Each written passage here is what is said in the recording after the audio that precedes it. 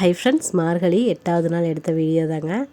ஷார்ட்ஸ்லேயே சொல்லியிருப்பேன், இன்றைக்கி குழப்பத்திலேயே தீபம் ஏற்ற முடியல அப்படிங்கிற மாதிரி சொல்லியிருப்பேன். காற்றின் மொழின்னு சொல்லிட்டு இந்த படம் ஓடிட்டு இருந்ததுங்க. அதை பார்த்துட்டே பார்த்திங்கன்னா எனக்கு ஏற்ற மாதிரியே ஒரு இதாக இருந்தது. நம்ம பார்த்திங்கன்னா படிக்கிற வயசில் படித்து முடிச்சுட்டு அதுக்கப்புறம் மேரேஜ் பண்ணதுக்கப்புறம் குழந்தைகள்லாம் வந்ததுக்கப்புறம் நமக்குன்னு என்ன இருக்குது அப்படின்னு நம்ம யோசிக்கிற மாதிரியான ஒரு படம் தாங்க. இப்போ எனக்குமே அந்த மாதிரியெல்லாம் யோசனைகள் வரும். உங்களுக்கும் அந்த மாதிரியெல்லாம் வருதா என்னங்கிறதையும் கண்டிப்பாக கமெண்ட்ஸில் சொல்லுங்கள். எனக்கு அந்த விஷயத்தில் பார்த்திங்கன்னா எனக்கு அந்த ஒரு ஸ்ட்ரெஸ் ஃப்ரீ அப்படின்னு பார்த்திங்கன்னா இந்த யூடியூப் சேனல் தாங்க.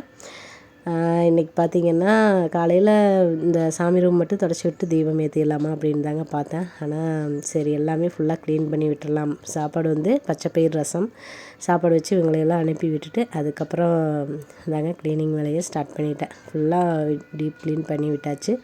சாமி ரூம் மட்டும் குளிச்சுட்டு வந்து தொடச்சி விட்டுடலாம் அப்படின்னு தாங்க செஞ்சிட்ருந்தேன். அதே மாதிரியே ஃப்ரெஷ் அப் ஆகிட்டு வந்து குளிச்சுட்டு இன்றைக்கி சரி தீபம் இங்கேயே ஏற்றிடலாம்னு ஒரு யோசனை. அதுவும் இல்லாமல் சரி திங்கக்கிழமைங்கிறதுனால சிவன் கோயிலுக்கு போய் ஏற்றிக்கலாம் நெய் தீபமாக அப்படின்னு தாங்க இருந்தேன். இது பார்த்திங்கன்னா லதாக்கா ரொம்ப நாளாக கேட்டுட்டு இருந்த விஷயந்தாங்க.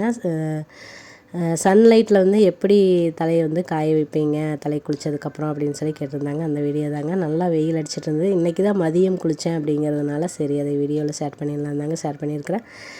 லதாக்கா பார்த்தீங்க அப்படின்னா கண்டிப்பாக இது யூஸ்ஃபுல்லாக இருந்துச்சான்னு நீங்கள் சொல்லணும். என்னை வச்சு காமெடி பண்ணலையே அப்படிங்கிற மாதிரி தான் எனக்கு தோணுச்சு. இந்த வீடியோ எடுக்கும்போது அபி வந்திருந்தாங்க. அபி தான் வீடியோ எடுக்க சொன்னாங்க, அவங்க தான் எடுத்திருந்தாங்க.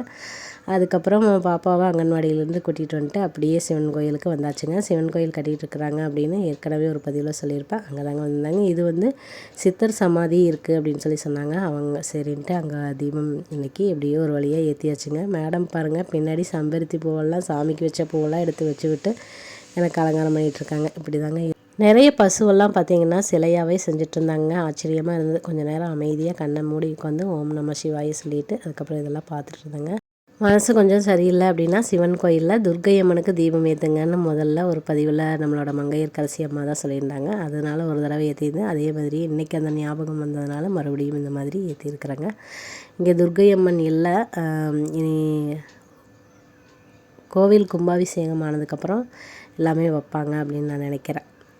மேற்கு இன்னும் கொஞ்சம் தூரம் போனோம் அப்படின்னா பொங்காளியம்மன் கோயிலில் எல்லாமே இருக்கிறாங்க. ஒரு நாளைக்கு அங்கேயுமே போகணும் அப்படின்னு நான் நினைக்கிறேன்.